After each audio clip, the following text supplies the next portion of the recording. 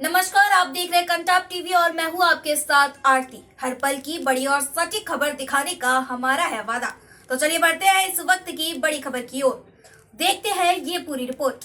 मैनपुरी से एक ऐसी खबर सामने आई है जिसने शिक्षा व्यवस्था पर बड़े सवाल खड़े कर दिए हैं। इंटरमीडिएट की छात्रा तन्वी चौहान का आरोप है कि स्कूल प्रशासन की भारी लापरवाही के कारण उसकी बोर्ड परीक्षा ही छूट गई। तन्वी का कहना है कि वह पूरे साल मेहनत कर परीक्षा की तैयारी करती रही, सपनों को आंखों में सजोए। जब वह स्कूल अपना प्रवेश पत्र लेने पहुंची तो वहां जो सुनने को मिला उसने उसके पैरों तले जमीन खिसका दी।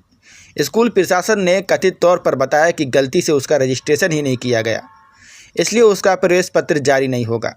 यही नहीं, तन्वी चौहान ने 11वीं की परीक्षा भी इसी बाबूराम इंटर कॉलेज से की थी और पूरे साल की फीस भी जमा की। सोचिए, जिस छात्रा ने रात दिन एक कर भविष्य की तैयारी की हो, उसे अंतिम समय पर बताया जाए कि उसका नाम ही दर्ज नहीं है। बताया जा रहा है कि यह सुनते ही तन्वी की आंखों में आंसू झलक पड़े। निराश और आहत तन्वी चौहान सीधे जिलाधिकारी कार्यालय पहुंची। वहां वह फूट फूट कर रो पड़ी और जिलाधिकारी से न्याय की गुहार लगाई। प्रत्यक्षदर्शियों के अनुसार तन्वी बार बार यही कहती रही, मेरी क्या गलती थी, मैंने तो पूरा साल पढ़ाई की। अब बड़ा सवाल यह है कि अगर रजिस्ट्रेशन नहीं हुआ तो जिम्मेदार कौन है? क्या स्कूल प्रशासन की यह चूक एक छात्रा के भविष्य पर भारी पड़ जाएगी? क्या विभाग इस लापरवाही पर कार्रवाई करेगा? इस मामले ने अभिभावकों में भी आक्रोश पैदा कर दिया है। शिक्षा विभाग की कार्यप्रणाली पर गंभीर सवाल उठ रहे हैं। फिलहाल सबकी निगाहें जिला प्रशासन पर टिकी हैं कि क्या तन्वी को न्याय मिलेगा या उसकी मेहनत यूं ही कागजों की गलती में दब जाएगी। तन्वी चौहान। तन्वी आज जिलाधिकारी कार्यालय हैं, क्या समस्या है? प्रवेश पत्र नहीं दे रहे मेरा। कौन सी क्लास का प्रवेश पत्र? इंटर का। तो कौन से स्कूल की छात्रा हैं? Baburam inter college. कहाँ पे है ये? ज्योतियातपुरा। ज्योतियातपुरा। तो आपने प्रधान अध्यापक स्कूल वालों से पता किया था, क्यों नहीं दिया? हमने पूछा तो उन्होंने बोला मिस्टेक हो गई, स्टाफ की गलती है। तो इसके जिम्मेदार कौन होगा जो आपकी साल बर्बाद हुई है? वही है प्रधानाचार्य जी। आगरा में चल रहे शिल्पकला और संस्कृति के महोत्सव ताज महोत्सव में आज की शाम मशहूर बैंड इंडियन ओशन के नाम रही। इंडियन ओशन के कलाकारों ने अपनी जुगलबंदी से सबका दिल जीत लिया। जैसे जैसे प्रस्तुति आगे बढ़ी, बैंड के कलाकारों ने दर्शकों को देर रात तक झूमने पर मजबूर कर दिया। महोत्सव के मंच पर जैसे ही इंडियन ओशन ने मंच संभाला, पूरा माहौल संगीत से गूंज उठा। बैंड की लोकप्रिय धुनों और दमदार परफॉर्मेंस पर दर्शक झूमते हुए नजर आए। युवाओं से लेकर बुजुर्गों तक हर वर्ग के लोगों ने लाइव कॉन्सर्ट का भरपूर आनंद लिया। बैंड की प्रस्तुति ने कार्यक्रम को यादगार बना दिया। इंडियन ओशन बैंड की स्थापना 1990 में हुई थी। यह बैंड भारत का एक प्रसिद्ध समकालीन फ्यूजन संगीत बैंड है जो अपनी अनूठी ध्वनि के लिए प्रसिद्ध है। यह बैंड अपना संगीत रॉक, भारतीय शास्त्रीय संगीत, जैज और लोक संगीत के मिश्रण से तैयार करता है। इस बैंड ने भारतीय स्वतंत्र संगीत परिदृश्य के कई भावी कलाकारों को एक रास्ता दिखाया है। यह बैंड हिंदी, कई स्थानीय बोलियों और लोक धुनों का उपयोग करते हुए स्वयं के गीत बनाता है।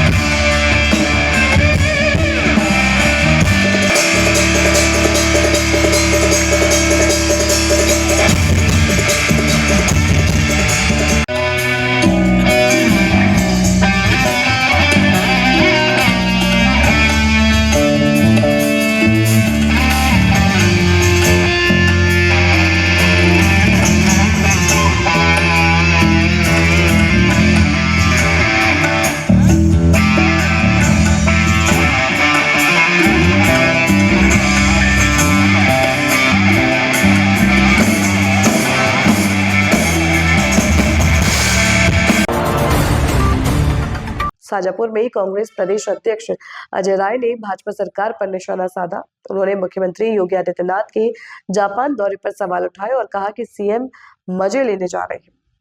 राय ने वित्त मंत्री सुरेश खन्ना सहित पहले गए मंत्रियों का भी जिक्र किया है और पूछा कि करोड़ों खर्च करने के बाद शाजापुर में कौन सी नई फैक्ट्री लगी है। उन्होंने आशंका जताई कि पुरानी फैक्ट्रियां भी बंद होने की कगार पर होंगी। अजय राय ने देश में नफरत की राजनीति होने का आरोप लगाया। उन्होंने रमजान के महीने में 3 मुस्लिम बुजुर्गों की पिटाई की घटना का उल्लेख किया और इसे शर्मनाक बताया। राय ने घोषणा की कि कांग्रेस के कार्यकर्ता उन बुजुर्गों से पूरे सम्मान के साथ मुलाकात करेंगे। उन्होंने चीन के रोबोट डॉग को अपना बताने पर चुप्पी साधने और एआई समिट में कांग्रेस द्वारा आवाज उठाने पर विरोध करने की बात कही। राय ने जोर देकर कहा कि कांग्रेस ऐसे ही आवाज उठाती रहेगी। उन्होंने यह भी आरोप लगाया है कि कांग्रेस कार्यकर्ताओं को परेशान किया जा रहा है। शंकराचार्य अभी गुप्तेश्वर ने कहा था कि सरकार उनको फंसाना चाहती है, उनके ऊपर उनके पोकरम का आरोप लगा है। क्या ऐसे मामले में लगता है कि उनको फंसाया जा रहा है? क्या कांग्रेस उनके साथ खड़ी है? बिल्कुल अत्याचार अन्याय हो रहा है। शंकराचार्य हम सबके पूजनीय हैं और ये सरकार स्वामी अमृतोषानंद जी का और उनके जो शिष्य हैं उनको ये सरकार गलत तरीके से फंसा रही है, गलत मुकदमे करा रही है और इसकी जितनी निंदा की जाए कम है। ये पूरे सनातन का अपमान है, पूरे देशवासियों का अपमान है, क्योंकि शंकराचार्य हमारे पूज्य होते हैं और वो भगवान स्वरूप हैं। उनके ऊपर आरोप लगाना मैं समझता हूँ कि पूरे सनातनियों का अपमान है, पूरे देशवासियों का अपमान है। अभी देखा जाए जो एआई समिट हुआ उसमें कांग्रेस के लोगों ने झंडा पर प्रदर्शन किया।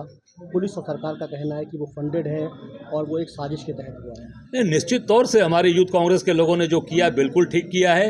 इनके झूठी चीज़ों को, जो चाइना का जो रोबोट डॉग दिखाया अपना बताकर गलगोटिया ने, उसके ऊपर क्या कार्रवाई किया भाजपा ने, सरकार ने क्या कार्रवाई किया? इससे साबित होता है कि पूरी तरीके से वो पोषित है और जानबूझकर ये भाजपा के लोगों के द्वारा ही ये कहकर कि चाइना का रोबोट डॉग ये गलगोटिया ने दिखाया अपना बताकर, इससे देश का अपमान हुआ, देश के वैज्ञानिकों का अपमान हुआ और जाकर यूथ कांग्रेस के लोगों ने जो सच्चाई दिखाई है वो निश्चित तौर से पूरी तरीके से सही कार्य किया है और हम लोग उनका पूरा समर्थन करते हैं। और एक बात जरूर कहना चाहूँगा, हमारे यूथ कांग्रेस के लोगों को ये प्रताड़ित कर रही है। हमारे झांसी के यूथ कांग्रेस के बच्चे को उठाया गया, अभी ललितपुर के बच्चे को उठाया गया और तमाम निर्दोष लोगों को, यूथ कांग्रेस के लोगों को घर से उठाकर प्रताड़ित किया जा रहा है। हम सब लोग कांग्रेस के लोग पूरी तरीके से उनके साथ हैं और अत्याचार अन्याय बंद करे सरकार और सही बात इस देश की जनता के सामने लाए। केवल भ्रमित करना और लोगों को ठगना ये बंद करें मोदी जी। आरोप लगाया जा रहा है, बीजेपी द्वारा आरोप लगाया जा रहा है, लगातार राहुल गांधी का पुतला भी फूंका जा रहा है और कहा जा रहा है कि राष्ट्र का अपमान किया गया यूथ कांग्रेस के द्वारा और राहुल गांधी की जैसे कि सुरक्षा वापस ली गई, उस पर क्या कहेंगे? देखिए, राहुल गांधी इस देश के नेता हैं। 140 करोड़ के लोग अपना नेता राहुल जी को मानते हैं। गरीब आदमी, किसान, मजदूर, व्यापारी, महिला, पुरुष सबकी बात करने वाले राहुल गांधी जी हैं। और अपमान तब हुआ जब चाइना के रोबोट डॉग को दिखाया, उस समय अपमान नहीं हुआ। पूरी दुनिया में हिंदुस्तान का अपमान हुआ, वैज्ञानिकों का अपमान हुआ। उसके लिए मोदी जी देशवासियों से माफी मांगे। अच्छा, बदायूं में जो 3 मुस्लिम जो बुजुर्ग थे उनको जो पीटा गया था, क्यों हो रही घटनाएं ऐसी? ये आप देख सकते हो पूरे देश के अंदर आज इन्होंने नफरत की बात फैला दी। राहुल गांधी जी कल गए थे भिवंडी कोर्ट में, वहां पर काला झंडा दिखाया भाजपा के लोगों ने और हमारे 3 मुस्लिम भाइयों को इस पवित्र रमजान महीने में उनको मारा जा रहा है। ये क्या है? ये नफरत की राजनीति, आरएसएस की नफरत की राजनीति है। ये पूरी तरीके से नफरत फैला रहे हैं और लोगों को प्रताड़ित कर रहे हैं। बनारस के अंदर दाल मंडी को तोड़ रहे हैं, माता अहिल्याबाई होलकर की मूर्ति तोड़ दी मणिकर्णिका घाट पे। ये नफरत की राजनीति बंद होनी चाहिए और कांग्रेस के लोग निश्चित तौर से, हमारे नेता ने जो कहा है कि मोहब्बत की दुकान, हमारे कांग्रेस के नेता आज उन तीनों मुस्लिम भाइयों से मिलेंगे और जाकर उनको अपना प्यार और मोहब्बत की बात उनसे करेंगे। एक सवाल था कि जम्मू कश्मीर के राज्यसभा सांसद है गुलाम अली, उन्होंने अपनी सांसद निधि का 96% जो निधि थी वो शाहजहांपुर में उन्होंने खर्च की है। ये कहते हैं कि भ्रष्टाचार मुक्त है, लेकिन आपको लगता है कि कहीं ना कहीं इसमें भ्रष्टाचार? ये भारतीय जनता पार्टी के लोग भ्रष्टाचार में युक्त हैं। अभी सांसद जम्मू कश्मीर का यहाँ कर शाहजहांपुर में पैसा खर्चा कर रहे हैं। इससे ये साबित होता है कि पूरी तरीके से भ्रष्टाचार में ये लोग लिप्त हैं। अभी कर्नाटक में एक विधायक, भाजपा का विधायक घूस लेते हुए पकड़ा गया। पहली बार मैंने सुना है कि विधायक पैसा ले रहा है कर्नाटक में। अभी आज लोकायुक्त ने पकड़ा है वो 5 लाख की 6 लाख रुपए घूस लेते हुए पकड़ा गया। भाजपा के लोगों का यही चरित्र है, यही इनका चेहरा है। कांग्रेस पार्टी न्याय समिति का कांग्रेस का क्या है? भाई कांग्रेस का स्टैंड क्लियर है कि ये पहले हिंदू मुसलमान भाइयों को लड़ाया, पहले भाई बंधु हिंदू मुस्लिम को लड़ाया, हिंदू मुसलमान मंदिर मस्जिद की बात की। अब हिंदू भाइयों में यही मोदी ने कहा था कि सबका साथ सबका विकास, एक बटोगे तो कटोगे, तो पूरी भारतीय जनता पार्टी ने अब हिंदू भाइयों में भी आपस में लड़ने का काम किया। कांग्रेस पार्टी न्याय समिति का वादा करती है? बिल्कुल, कांग्रेस के समय का जो नियम था, यूजीसी का जो हमारा कांग्रेस का नियम था, उसमें कहीं भी कोई विवाद था, कहीं कोई झगड़े थे? ये जानबूझकर भारतीय जनता पार्टी ने आपस में भाई भाई को बांटना, पहले हिंदू मुसलमान भाइयों को बांटने का प्रयास किया, जो नहीं कर पाए।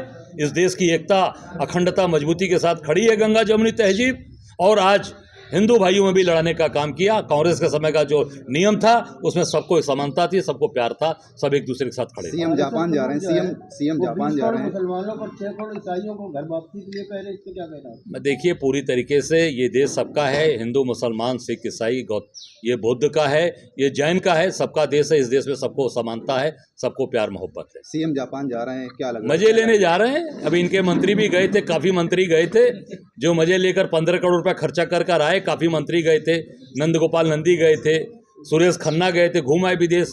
क्या कारखाना लगा है बताओ शाहजहांपुर में? जितने कारखाने लगे थे वो बंदी कगार पे, लोग बता रहे थे, अभी सब बंद हो रहे हैं। ये केवल और केवल चुनाव आ रहा है, जनता को भ्रमित करेंगे और जनता को ठगने का काम करेंगे। जो कारखाने चल रहे हैं, चीनी मिल का भुगतान नहीं, चीनी मिल भुगतान नहीं कर रही, गन्ना का भुगतान नहीं हो रहा, सारे ऑर्डिनेंस फैक्ट्रियां बंद होने जा रही हैं, सब अडानी को देते जा रहे हैं, सब गुजरात को देते जा रहे हैं। सारा काम कौन कर रहा है? अब यहीं पता लगा लेना, शाहजहांपुर में जितने भी बड़े काम होंगे सब गुजरात के ठेकेदारों के पास होंगे। चाहे वो नगर निगम का काम होगा, चाहे वो स्मार्ट सिटी का काम होगा, चाहे घर घर नल जल योजना भी होगी, सब गुजरात के लोगों के पास होगी। शाहजहांपुर के लोग और यूपी के लोगों का उसमें योगदान नहीं होगा। आगरा में शादी की रस्मों के बाद दुल्हन को विदा कर अपने घर ले जाने के बजाय दूल्हा विकास भवन ले गया। दुल्हन को नौकरी के लिए इंटरव्यू देना था। उसने शादी के पहले ही बाल विकास विभाग में आंगनबाड़ी वर्कर की वैकेंसी के लिए फॉर्म भर रखा था। संयोग यह हुआ कि इस दौरान उसकी शादी तय हुई। जिस दिन विदाई होनी थी उसी दिन उसका इंटरव्यू था। दूल्हा ने उसकी भावनाओं को समझा और रस्मों को झटपट निपटा कर उससे विकास भवन ले गया, जहां दुल्हन ने शादी के जोड़े में इंटरव्यू दिया। यह पूरा मामला लाडूखेड़ा का है। लाडूखेड़ा ब्लॉक मुख्यालय के रहने वाले मनोज कुशवाहा साइबर कैफे चलाते हैं। करीब 3 महीने पहले अनीशा कुशवाहा अपने किसी काम से उनके साइबर कैफे पर आई थी। वह पास के ही गांव में रहती है। इस बीच दोनों के बीच बातचीत शुरू हुई, फिर दोनों एक दूसरे को पसंद करने लगे। दोनों ने शादी करने का फैसला किया। दोनों के घर वाले भी उनके रिश्ते के लिए तैयार थे। 21 फरवरी को उनकी शादी हुई। शादी से एक दिन पहले ही अनीशा को पता चला कि रविवार को उसका इंटरव्यू है। अनीशा ने शादी से पहले ही आंगनबाड़ी वर्कर की पोस्ट के लिए अप्लाई कर रखा था। दुल्हन बनी अनीशा ने मनोज को बताया कि वो इंटरव्यू देना चाहती है, मगर शादी के तुरंत बाद कैसे गांव से शहर में पहुंचेगी। एक बार तो उसके मन में आया कि इंटरव्यू छोड़ दे, लेकिन मनोज ने कहा परेशान ना हो, रास्ता निकालता हूँ। मनोज ने घर वालों से बात की, पूरी बात बताया कि शादी में फेरे की रस्में जल्दी पूरी कराकर विदाई करानी है। दुल्हन को विदा कराकर घर की बजाय सीधे आगरा जिला मुख्यालय स्थित विकास भवन ले जाऊंगा। घर वालों ने भी दिया साथ। दूल्हे मनोज ने बताया कि दोनों के परिजन इसके लिए राजी हो गए। उन्होंने खुशी जाहिर की। वो सीधे मंडप से दुल्हन को विदा कराकर विकास भवन आए। अनीशा ने दुल्हन के जोड़ों में ही इंटरव्यू दिया। मनोज ने कहा वो चाहते हैं कि पत्नी अपने पैरों पर खड़ी हो। उसने जो सपने देखे हैं उसे पूरा करने में मैं मदद करूं। इंटरव्यू की प्रक्रिया पूरी होने के बाद दुल्हन विकास भवन से ससुराल विदा हो गई। क्या सुना भैया और कहाँ से आए? मनोज कुमार लाडूखेड़ा से। आज आंगनबाड़ी का इंटरव्यू है, आप दुल्हन के कॉस्ट्यूम आप लोग आए हैं। कब सूचना मिली थी इंटरव्यू की? कल मिली थी सर शाम के टाइम। हाँ, और शादी शादी आज की थी सुबह। अच्छा, विदा करा के वहाँ से सीधे यहाँ पे गए, घर पे नहीं गए। पहले इंटरव्यू दिया? पहले इंटरव्यू इंटरव्यू हो गया सर। कैसा रहा इंटरव्यू? बढ़िया रहा सर। क्या नाम है वाइफ का? अनीशा। अनीसा नाम। तो शादी से पहले ही आवेदन कर दिया था? जी सर। अमेरिका के सुप्रीम कोर्ट के हालिया फैसले के बाद राष्ट्रपति डोनाल्ड ट्रंप ने भारत सहित कई देशों पर लगाए गए रेसिप्रोकल टैरिफ में कटौती की घोषणा की है। इस फैसले के तहत भारत से अमेरिका जाने वाले सामान पर लगने वाला अतिरिक्त आयात शुल्क 25% से घटाकर 15% कर दिया गया है। नई दरें 24 फरवरी 2026 से प्रभावी होंगी और ये व्यवस्था फिलहाल 150 दिनों के लिए अस्थायी रूप से लागू रहेगी। व्हाइट हाउस ने 20 फरवरी को इस संबंध में आधिकारिक आदेश जारी किया है। टैरिफ यानी आयात शुल्क वह कर देता होता है जो कोई देश दूसरे देश से आने वाले सामान पर लगाता है। इसका सीधा असर कीमतों पर पड़ता है, क्योंकि कंपनियां यह अतिरिक्त लागत अक्सर उपभोक्ताओं से वसूलती है। ऐसे में टैरिफ घटने से भारतीय उत्पाद अमेरिकी बाजार में सस्ते होंगे और उनकी प्रतिस्पर्धात्मक स्थिति मजबूत होगी। इस फैसले को भारत और अमेरिका के बीच चल रही व्यापार वार्ताओं के संदर्भ में अहम माना जा रहा है। पहले चरण के व्यापार समझौते का कानूनी मसौदा तैयार करने के लिए भारतीय प्रतिनिधि मंडल 23 फरवरी से वॉशिंगटन से में बातचीत करेगा। उम्मीद जताई जा रही है कि दोनों देश अगले महीने इस समझौते पर हस्ताक्षर कर सकते हैं। अमेरिका ने घरेलू जरूरतों को देखते हुए कुछ जरूरी वस्तुओं को 15% टैरिफ से बाहर रखा है। इनमें दवाएं, दवा बनाने की सामग्री, कुछ इलेक्ट्रॉनिक सामान, ऊर्जा प्रसाद, उर्वरक, यात्री वाहन, बसें और एरोस्पेस से जुड़े कुछ उत्पाद शामिल हैं। यह नई व्यवस्था करीब जुलाई 2026 तक लागू रहेगी। इसके बाद अमेरिका आगे क्या रुख अपनाएगा, ये साफ नहीं है। फिलहाल भारतीय उद्योग जगत इस फैसले को राहत के तौर पर देख रहा है और दोनों देशों के बीच व्यापार संतुलन बेहतर होने की उम्मीद की जा रही है। रेसिप्रोकल टैरिफ का मतलब है पारस्परिक शुल्क, यानी अगर कोई देश अमेरिकी उत्पादों पर जितना आयात शुल्क लगाता है, अमेरिका भी उस देश से आने वाले सामान पर उतना ही शुल्क लगाएगा। ट्रंप प्रशासन ने 2 अप्रैल 2025 को भारत समेत लगभग 60 देशों पर इस नीति को लागू करने की घोषणा की थी। यह शुल्क पहले से लागू MFN ड्यूटीज के ऊपर लगाया जाता है। अमेरिका ने पिछले साल भारत पर 26% रेसिप्रोकल टैरिफ लगाने का ऐलान किया था। इसके बाद अगस्त 2025 में रूस से कच्चा तेल खरीदने को लेकर भारत पर 25% अतिरिक्त दंडात्मक शुल्क लगाया गया, जिससे कुल टैरिफ 50% तक पहुंच गया है। फरवरी 2026 में दोनों देशों के बीच अंतरिम व्यापार समझौते के ढांचे पर सहमति बनने के बाद अमेरिका ने दंडात्मक शुल्क हटाया और टैरिफ घटाकर 18% किया। अब इसे और कम कर 15% कर दिया गया है। भारत से अमेरिका को दवाएं, जैविक उत्पाद, टेलीकॉम उपकरण, कीमती पत्थर, पेट्रोलियम उत्पाद, ऑटो पार्ट्स, आभूषण और रेडीमेड कपड़ों का बड़ा निर्यात होता है। टैरिफ घटने से इन क्षेत्रों की कंपनियों को सीधा लाभ मिलने की संभावना है। हालांकि कुछ सेक्टोरल टैरिफ पहले की तरह लागू रहेंगे। स्टील, एल्यूमिनियम और कॉपर पर 50% शुल्क जारी रहेगा, जबकि कुछ ऑटो कंपोनेंट्स पर 25% टैरिफ बना रहेगा। वहीं स्टील, एल्यूमिनियम, कॉपर पर 50% का सेक्टोरल टैरिफ पहले की तरह जारी रहेगा। कुछ ऑटो कंपोनेंट्स पर 25% का शुल्क भी लागू रहेगा। सेवाओं के क्षेत्र में भारत ने 28.7 अरब डॉलर का निर्यात और 25.5 अरब डॉलर का आयात किया। कुल मिलाकर भारत को लगभग 44.4 अरब डॉलर का व्यापार मिला। फिलहाल इस खबर में इतना ही। हर बड़ी और छोटी खबर की सटीक जानकारी के लिए बनी रहिए कंटाप टीवी के साथ। आप देखते रहिए कंटाप टीवी, जो खबरें दिखाई नहीं जाती असर भी करती हैं। नमस्कार।